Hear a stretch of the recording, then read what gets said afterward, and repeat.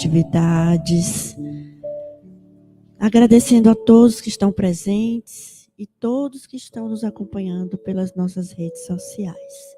Vamos fazer a nossa oração, nos colocando em uma posição confortável, para a gente estar aqui agora, no presente, neste ambiente fraterno, onde aqui poderemos absorver ensinamentos e aprendizados, e assim unindo os nossos saberes e construindo o nosso caminhar, seguindo sempre o nosso Mestre Jesus. Por isso pedimos o auxílio e o amparo da espiritualidade, para que nos envolva o nosso irmão Marcelo, que irá trazer a sua mensagem da noite. E é com muita gratidão que damos início à nossa reunião, desejando a todos muita paz. Que assim seja.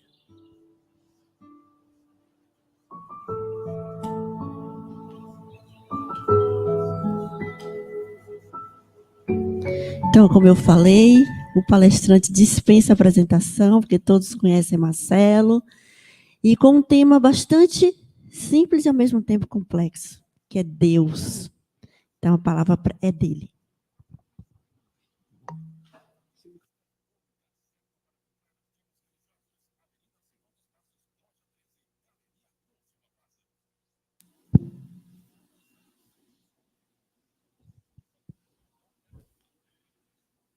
O que verdadeiramente separa o homem de um animal? Antigamente, na minha infância, eu ouvia dizer que o homem é um animal racional. Com efeito, os animais têm instintos de sobrevivência como os homens. Os animais têm emoções. Mas a definição de homem como animal racional não é correta, porque os animais também têm inteligência. O que separa do homem de um animal é a consciência. A consciência é o que nos faz humanos. Um animal jamais vai se encantar diante da grandeza das estrelas e se sentir pequeno diante da grandeza do mar. Ao adquirir consciência, o homem percebe quão grande e belo é tudo que está à sua volta e quão pequeno e impotente é ele diante de tudo.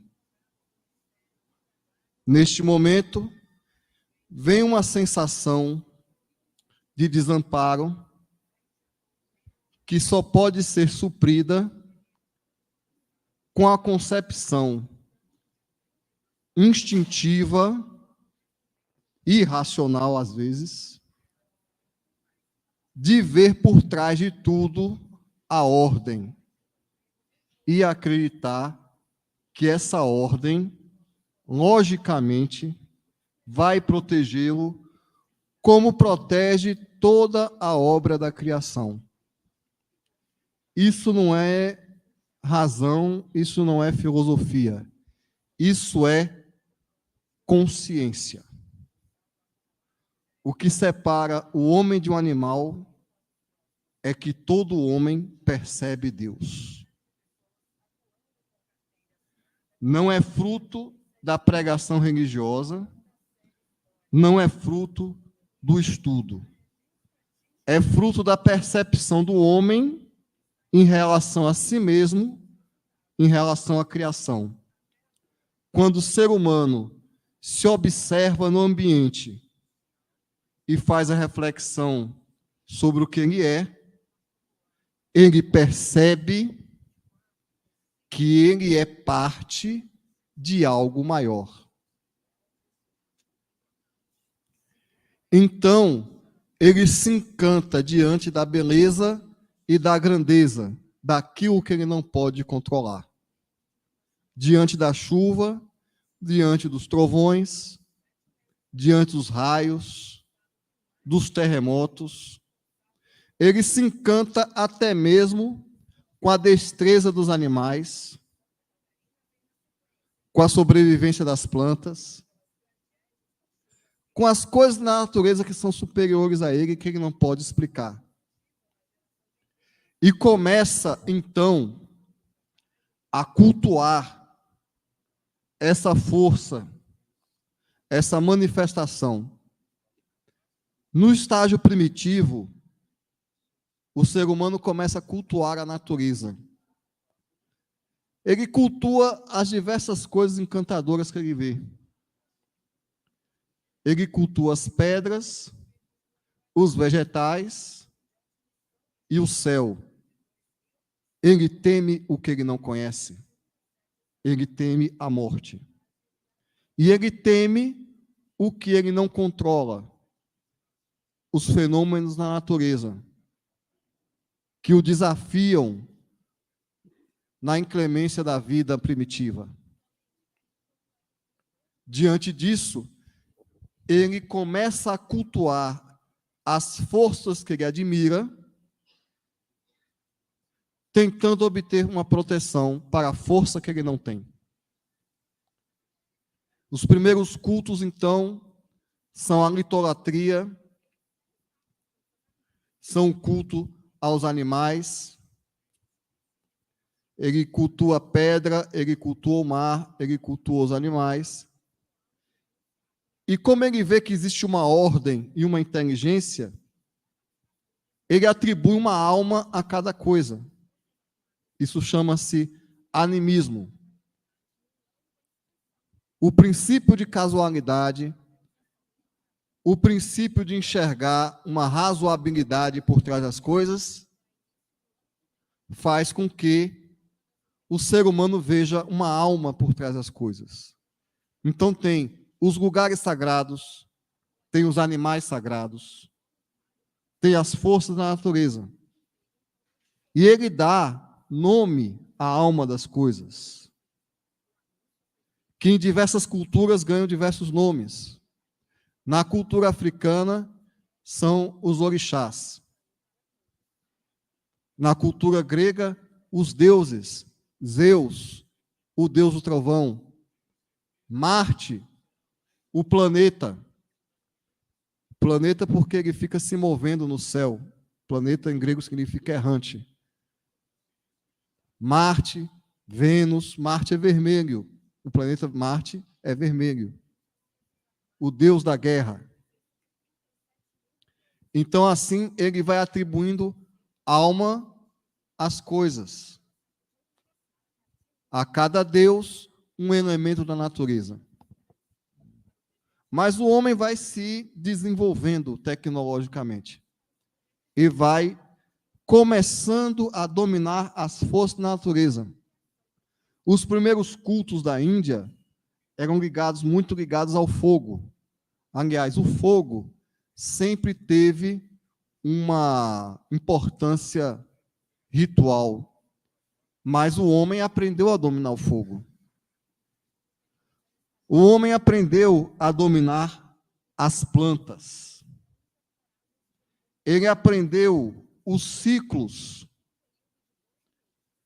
das colheitas, as estações do ano, e desenhou um calendário lunar, atingindo ao que antropologicamente nós chamamos de horizonte cultural agrário.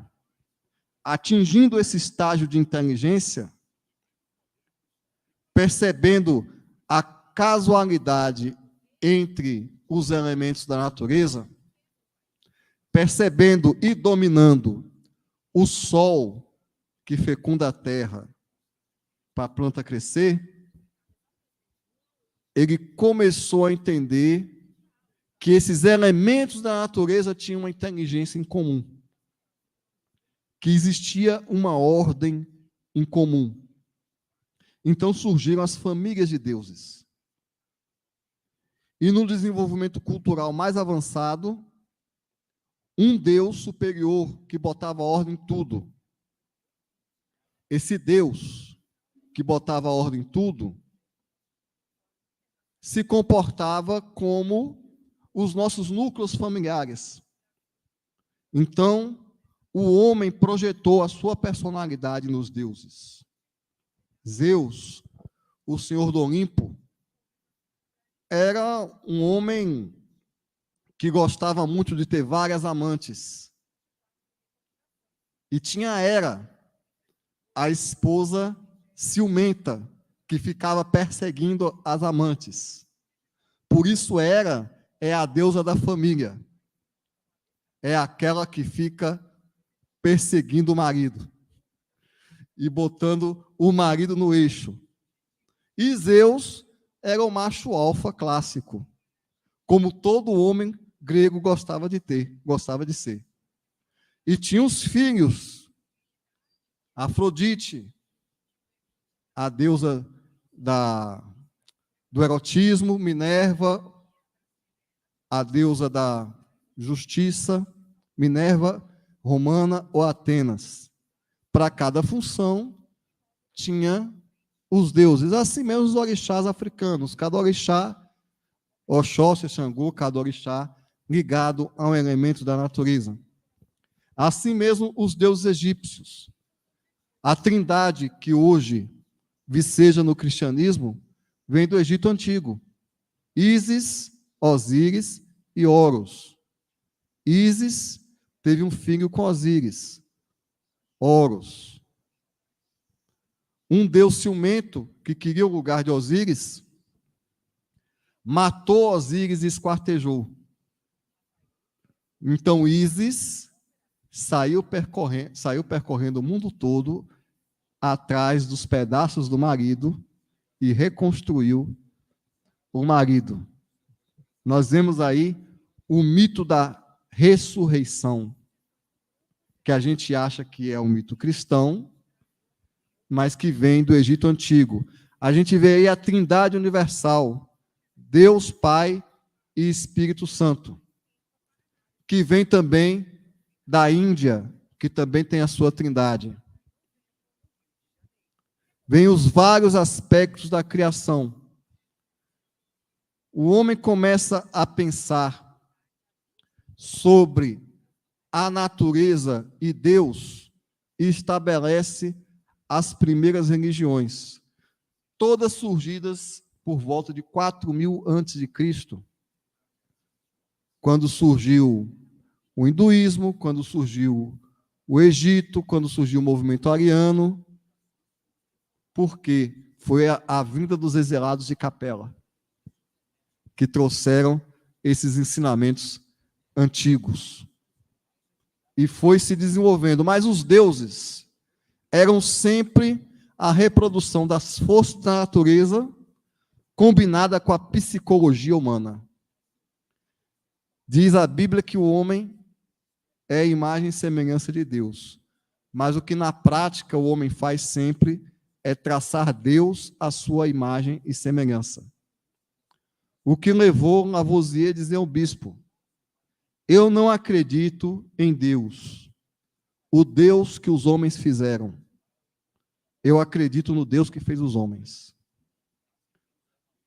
O Deus que os homens fizeram, as religiões que os homens fizeram, corresponde às suas limitações intelectuais, sensoriais e emocionais.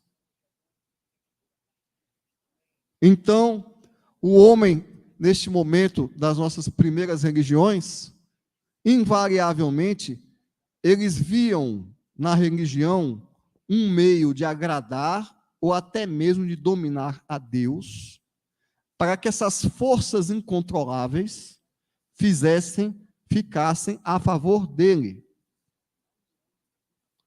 Por exemplo, nós tivemos o São João em junho. Vocês já repararam que a festa de São João não tem nada a ver com São João? Aquele santo que andava no deserto comendo gafanhoto e mel, Você acha que ele comia canjica e assava milho na fogueira? A festa de São João é uma festa da colheita, que vem desde a pré-história. No mês de junho, mais ou menos na data do São João, existe uma troca de estação. Aqui no Brasil começa o inverno, lá no norte começa o verão. Então, é a época da colheita. É por isso que é uma festa de muita comida. Essa festa é cultivada desde o tempo do Stonehenge na Inglaterra, desde o tempo dos celtas nas Gálias, desde o tempo do paganismo. É uma festa no solstício de inverno, outra festa no solstício de verão, junho e dezembro. É a festa para que a outra colheita, para agradecer a colheita que você teve pelo Deus que se cultua, seja a lua, seja o sol. E em dezembro é outra festa para trazer o sol de volta, porque lá no hemisfério norte é inverno, para o sol voltar logo para poder plantar. O Natal e o São João não tem nada a ver com o cristianismo. O Natal e São João são festas agrícolas, de cultos de deuses antigos, correspondente aos ciclos do sol e da lua. O homem, ao mesmo tempo que agradecia as estações do ano, eles rezavam pelos deuses para que essas estações trouxessem boas colheitas. Então, as primeiras religiões são uma negociação com a natureza, um encantamento com as forças da natureza, ao mesmo tempo em que tenta-se dominar essas forças da natureza através do pensamento mágico, que são os cultos religiosos, as simpatias, as feitiçarias, as promessas. Mas o governador da terra entre muitos, mandou um grande missionário para evoluir o pensamento religioso, introduzir no conceito das massas uma ideia que os iniciados já sabiam, que para tudo estar no lugar, funcionando organicamente, tinha que ter uma pessoa só organizando. Então veio Moisés. Eu digo para colocar no culto das massas porque no hinduísmo antigo já tinha esse conceito através de Brahman, no zoroastrismo já tinha esse conceito. Moisés não é o pai do monoteísmo. Akenaton já tinha tentado entronizar esse conceito. Moisés iniciou um movimento religioso para botar na consciência humana a ideia de um Deus só. De um Deus que representa a justiça e a ordem.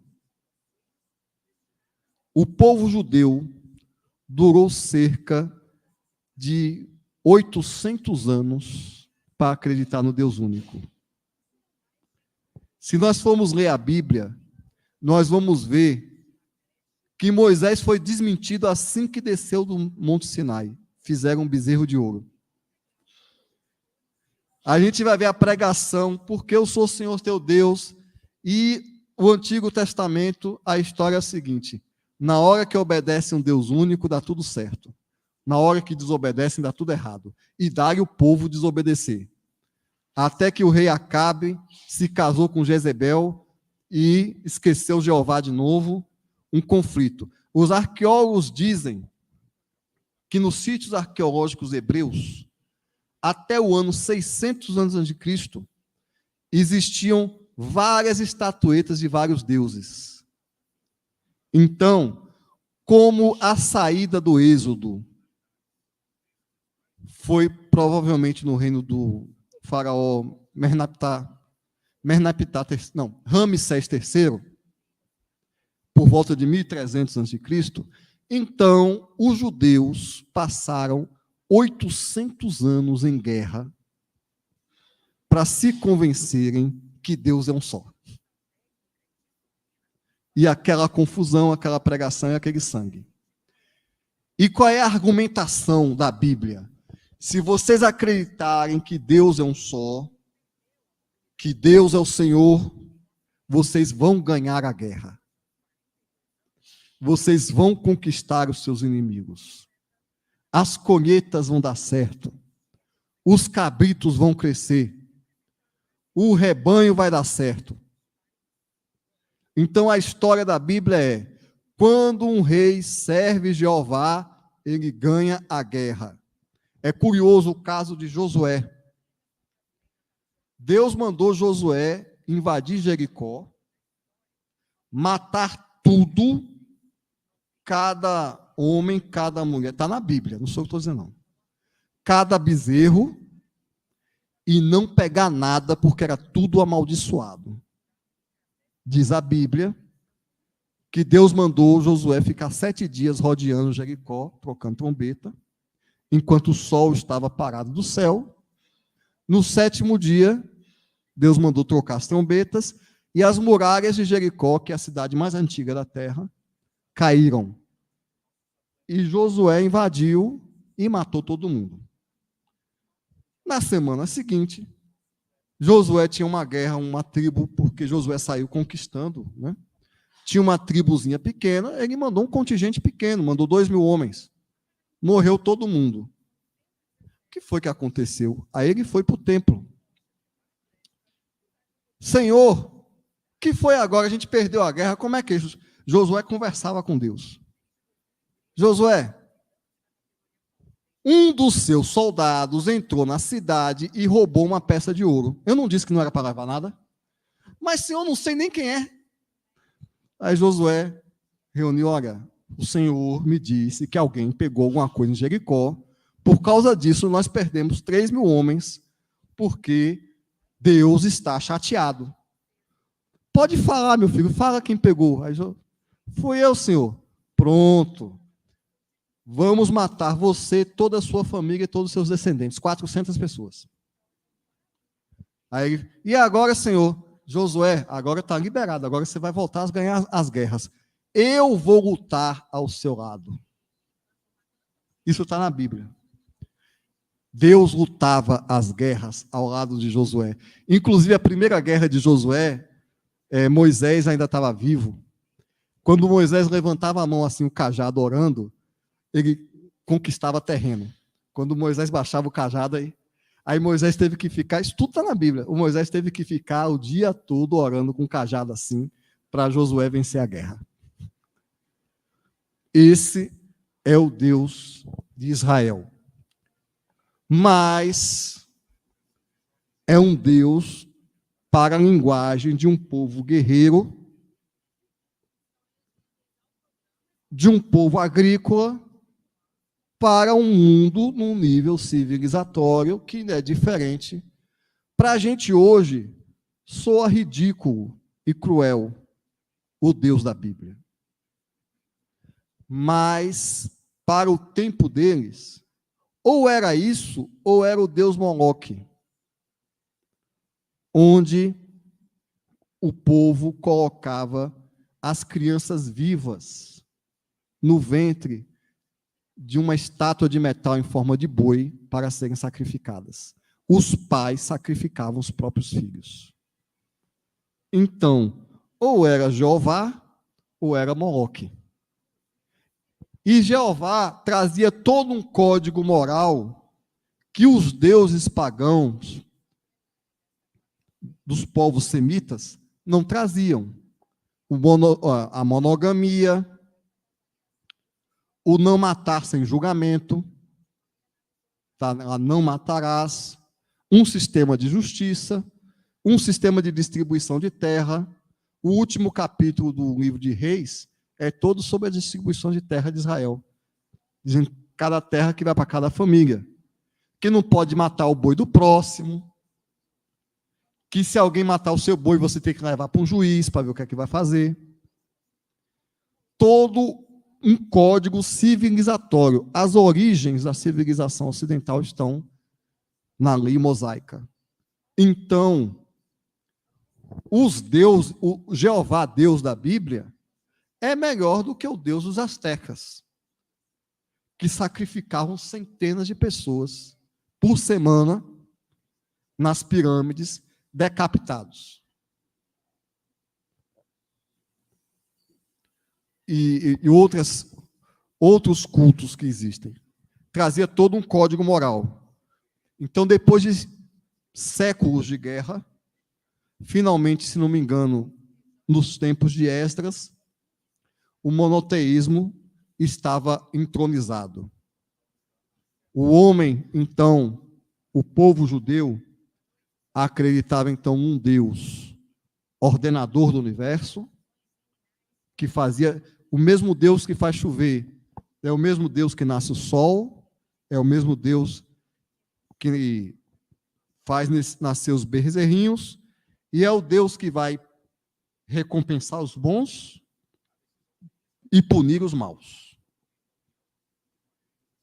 E nós temos que amá-lo sobre todas as coisas e dar um dia por semana a esse Deus. A concepção judaica de Deus chegou a tal nível de sofisticação filosófica que eles chamam de Deus do eterno. Um judeu não fala Deus, porque é um nome sagrado demais para eles ficarem falando. O nome de Jeová só aparece 4 vezes na Bíblia. O que aparece mais é Adonai e Elohim. Quando você vê um judeu falando, ele vai falar do eterno. Porque eles perceberam uma sutileza filosófica incrível sobre Deus. Deus é o incriado. É o único ser que não tem origem. Se houvesse uma origem para Deus, a origem de Deus é que seria Deus. É por isso que é um extremo contrassenso lógico a gente rezar Maria, mãe de Deus. Se Maria fosse mãe de Deus, ela que seria Deus. Mas aí nós teríamos que procurar a mãe de Maria. Deus nunca começou. Isso dá um nó na cabeça da gente. Nós não somos eternos, nós somos imortais, porque todos nós tivemos começo. Aquele que existiu desde sempre é Deus. Os religiosos hebreus perceberam isso e o chamaram de o Eterno. Séculos depois, o grande Aristóteles desenvolveria a ideia: Deus não é só o ordenador do universo, ele é a causa primordial. O que Tomás de Aquino, já no ano 1000 depois de Cristo, na escolástica medieval, na escolástica católica, desenvolveu o raciocínio do motor primordial. Deus é a causa da causa da causa da causa da causa até o infinito. Porque tudo tem uma causa. E aquela causa tem uma causa. E aquela causa tem uma causa. Até o infinito. E o infinito é Deus. Portanto, incompreensível. Os filósofos da Bíblia perceberam isso. E perceberam a dificuldade de entendimento do conceito. Quando Moisés perguntou à sarça ardente quem ele era, Deus respondeu: eu sou o que sou. Porque eu não sou nada que você conhece. Eu não sou nada que você possa definir. Eu não sou nada que você possa comparar. Eu sou o que sou. Deus é Deus e o resto é o resto. A filosofia espírita chegaria ao seguinte conceito: que existem 3 elementos na criação: o elemento material, o elemento espiritual e Deus. Ou seja, Deus não é um espírito. Não é o amor, isso é sentido poético, mas Deus não é um sentimento. A única definição para que Deus é que Deus é Deus. Esse conceito foi alcançado pelos hebreus. Mas ele introduziu, como a Grécia, como todos os povos da antiguidade, ele introduziu em Deus as suas características psicológicas. Então, há 2000 anos, o mestre veio em pessoa explicar verdadeiramente a psicologia divina. Primeiro, ele trouxe um conceito revolucionário. Deus não é Deus da sua nação e não serve a sua nação. Deus é Deus de todo mundo. Quando ele estava no monte e abaixo dele tinha judeus, pagãos, egípcios, soldados, prostitutas, sacerdotes, comerciantes. Pedro pediu para ele orar. E ele começou a oração. Pai nosso. O Pai é de quem? O Pai é meu. O Pai é seu. O Pai é do ladrão. O Pai é da prostituta. O Pai é do pagão. O Pai é do judeu. É do egípcio. É do homem. É da mulher. O Pai é do pobre. É do rico. É daquele que frequenta a igreja, daquele que não frequenta. O Pai é do padre, é do bêbado, é do policial e do traficante. O Pai é nosso. O Pai é meu, de vocês, de Jesus, de todo mundo. O Pai não ama mais quem o segue. Jesus disse: o sol nasce para os justos e para os injustos. O Pai é nosso e ama todo mundo igualmente. Alguns religiosos se esqueceram disso. Aliás, muita coisa de Jesus foi esquecida. Então Jesus andava com as pessoas de má vida, com os cobradores de impostos, com os centuriões, com as pessoas odiadas pela sociedade, com os pobres, com os deserdados, porque o Deus é de todo mundo. E ensinou que abaixo do Pai, todos os seres humanos são iguais. Mais do que isso, ele nos ensinou que nós e Deus deveríamos ser melhor que os ímpios.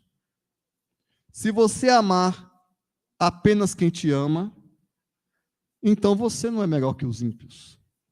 Então Deus não pode amar apenas quem o ama.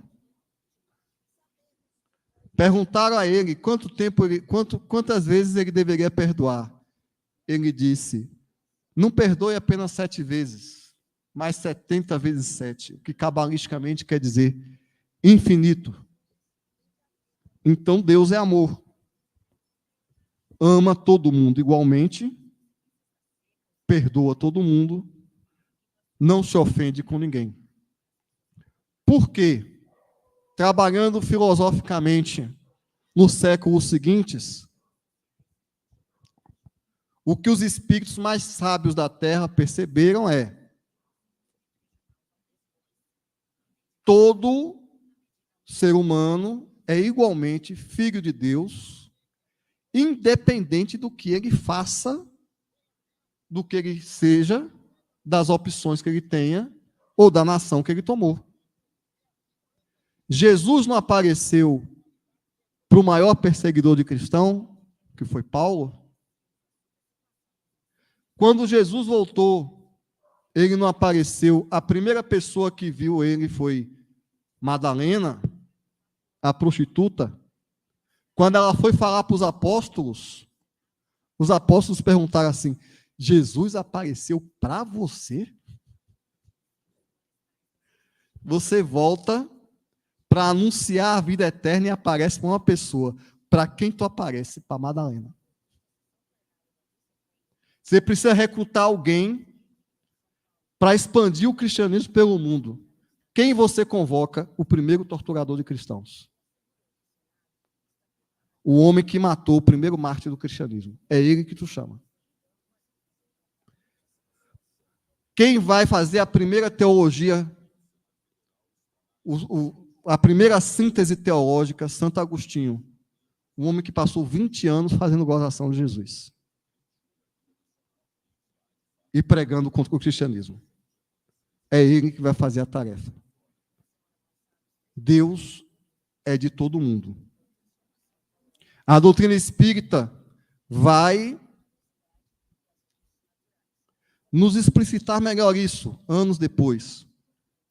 Quando o livro dos Espíritos coloca que as leis morais funcionam para todo mundo de acordo com o nível de responsabilidade que cada um tem do que está fazendo.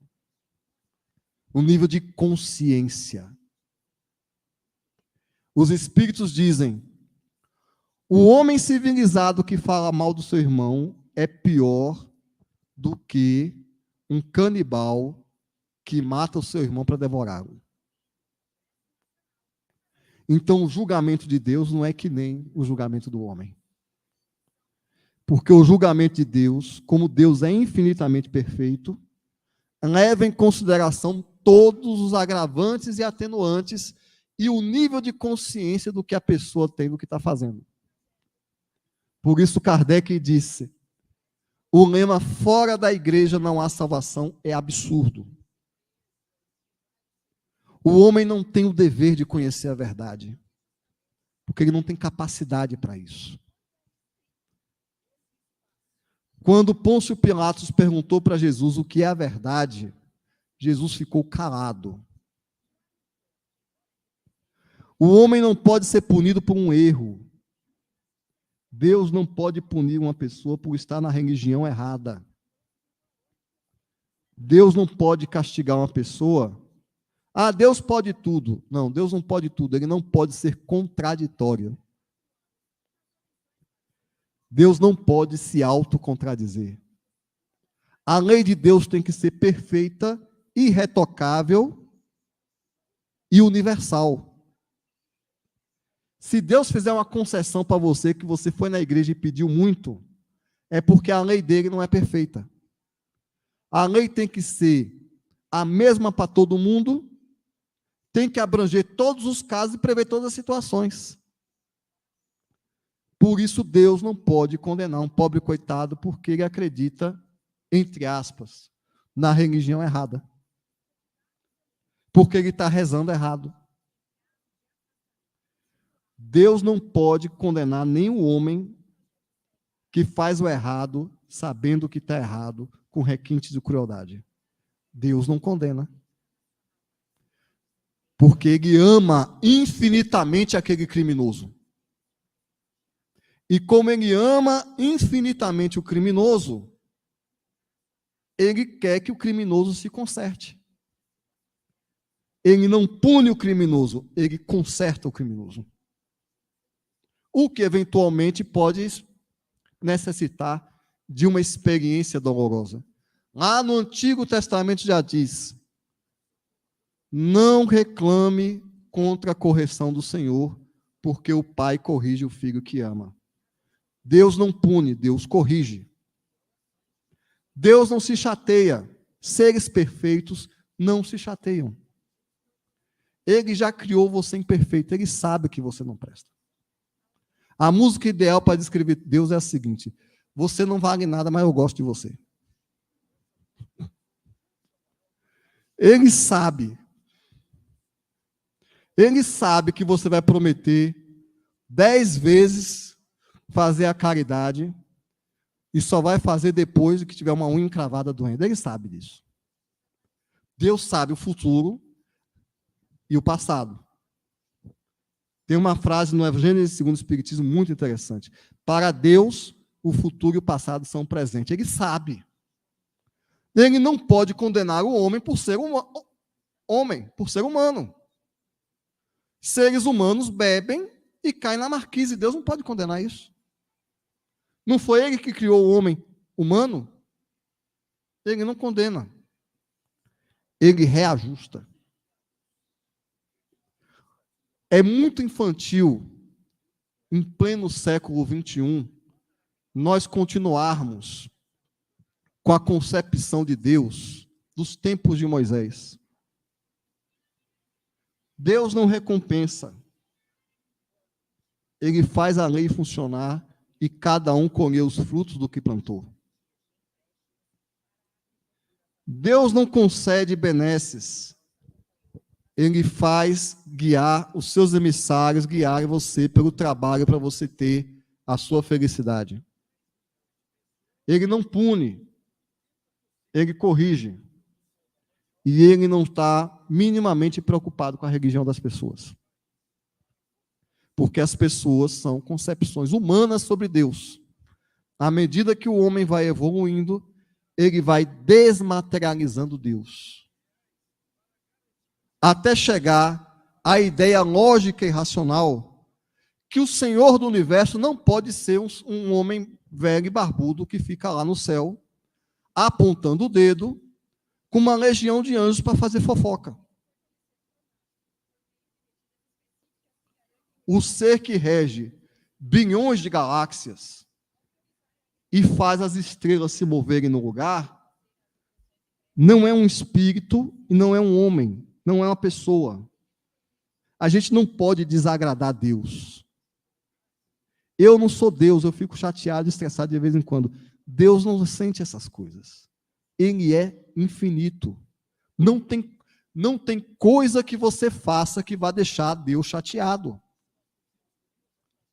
Porque o que você vai fazer, ele já sabe que você vai fazer. Não é uma questão de agradar ou desagradar. Ele te ama. Todas as possibilidades, as besteiras que um ser humano pode fazer, ele sabe, ele te criou assim. Foi ele que te fez desse jeito. Mas a maior prova do amor de Deus,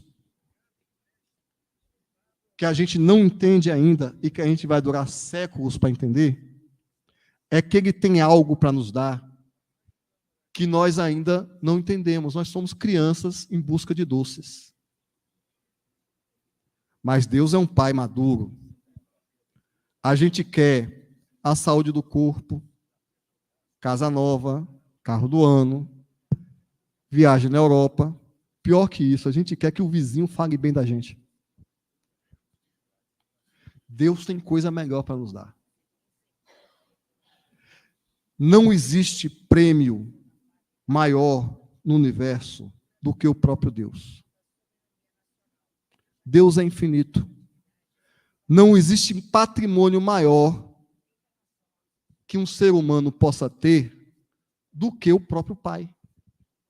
Ele é a recompensa. Então, o que é que Deus tem para nos dar? A comunhão com Ele. A comunhão com o infinito. O infinito é nossa recompensa. O que sobre a terra pode ser maior que o infinito? Por isso, o maior patrimônio que conduzirá o homem à plenitude, à felicidade eterna, ao êxtase, mesmo que ele esteja morando debaixo da ponte, não é importante. O que recompensa maior um ser humano pode desejar que o próprio Deus.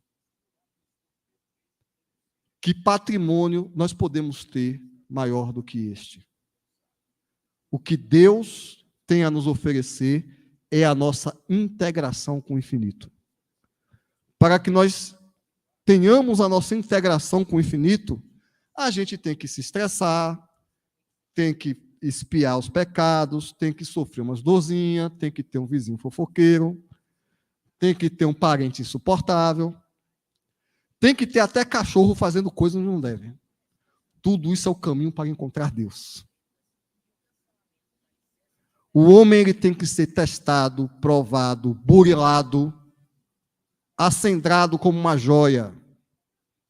Você pega um diamante bruto, é na lixa que se lima um diamante.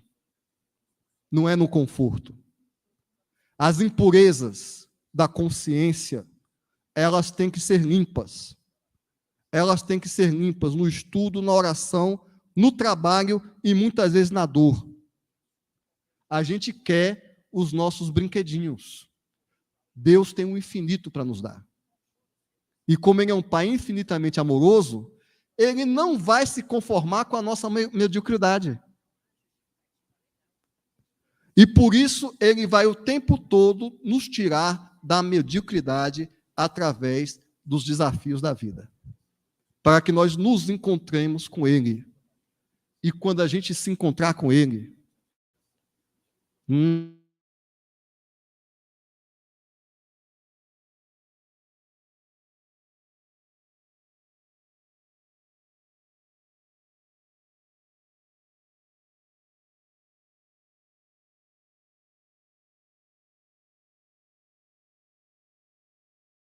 criatura que pode entender o Criador e refletir o Criador.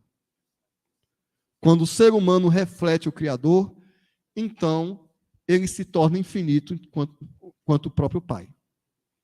E aí não existe nada sobre a Terra, nem nesse plano, nem em outros planetas, nem no plano espiritual, que nos abale e tire a nossa felicidade. Uma felicidade maior do que qualquer coisa sobre a Terra pode nos dar. Como diz Paulo no Livro dos Espíritos, o homem é um espírito transitando em direção a Deus. Toda a caminhada que eu falei desde a pré-história até hoje, com o Livro dos Espíritos, é esse impulso evolutivo do homem em direção a Deus. Quanto mais o homem encontra o seu Criador, mais feliz e livre ele é. E o objetivo do Evangelho é realizar a profecia de Jesus. Conhecereis a verdade e a verdade vos libertará. Agradecemos a Marcelo por compartilhar seus conhecimentos conosco essa noite e queremos lembrar, antes de passar para o segundo momento, que é dos passes, queremos lembrar do seminário que vai ocorrer neste sábado, dia 31, em prol da Semana Espírita. Então, corram, porque ainda tem alguns ingressos. Nosso querido Haroldo Dutra Dias, que irá falar sobre a vida no mundo espiritual. Uma homenagem aos 80 anos do livro Nosso Lar, que será realizado no auditório do SESI, a partir das 15 horas. Então, quem quiser o ingresso ainda não comprou, tem poucos ingressos. Procura aí alguém na livraria. E também queremos lembrar de todas as nossas dependências, pois o centro precisa de recursos. Então, a casa oferece o quê? Cantina, livraria. E o brechó está precisando de roupas, sapatos em bom estado de uso. Quem tiver pode trazer, procurar Fernanda e Lu e entregar ela aqui no brechó, certo? Então, visitem as nossas dependências, a lojinha e nos ajudem, porque temos que pagar luz, manter essa casa e não é fácil. Então, vamos agora orar. Agradecemos a todos que estão aqui, todos também que estão nas redes sociais nos acompanhando. Vamos passar para o nosso segundo momento.